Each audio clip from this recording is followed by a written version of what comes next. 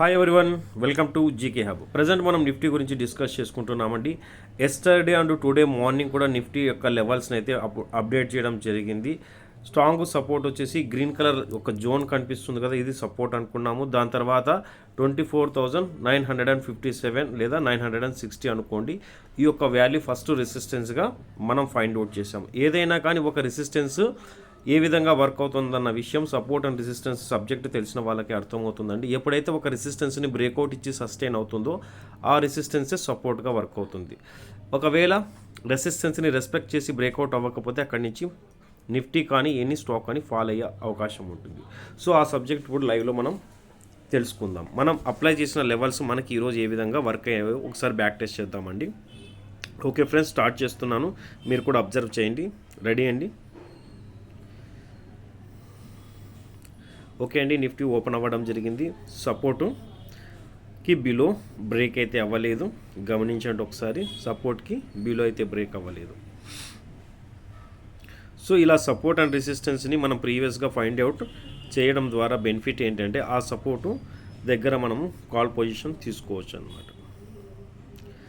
గమనించండి, ఇప్పుడు రెసిస్టెన్స్కి market near by వెళ్తుంది. రెసిస్టెన్స్ బ్రేక్అవుట్ అయ్యి సస్టైన్ అయితే ఏమవుతుందండి, అదే రెసిస్టెన్స్ మనకు సపోర్ట్గా వర్క్ అవుతుంది. సో ఇక్కడ ఎప్పుడైనా కానీ సపోర్ట్ అండ్ రెసిస్టెన్స్ జోన్లో బ్రేక్ అయిన వెంటనే ట్రేడ్ తీసుకోకుండా కొద్దిగా ట్రాప్ అవ్వకోకుండా కొంచెం టైం తీసుకోండి కన్ఫర్మేషన్ కోసం.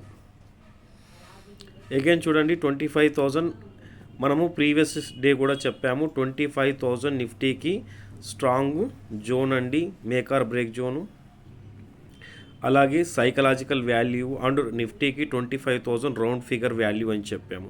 సో సెకండ్ చూడండి, రెసిస్టెన్స్ని రెస్పెక్ట్ చేసి కంటిన్యూ మార్కెట్ అప్ సైడ్కి అయితే ఫాల్ అయింది.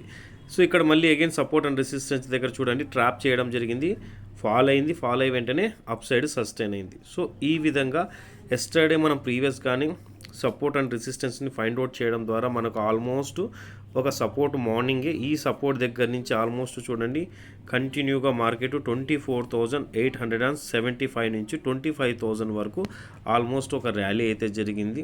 సో ఈ విధంగా సపోర్ట్ అండ్ రెసిస్టెన్స్ని ముందుగానే ఫైండ్ అవుట్ చేయడం ద్వారా మనకు ట్రేడ్ అనేది చాలా ఈజీ అవుతుందండి. మనం చేస్తున్న ప్రయత్నం నచ్చినట్లయితే ఖచ్చితంగా లైక్ చేయండి, సబ్స్క్రైబ్ చేయండి, మరింత మందికి షేర్ చేయండి.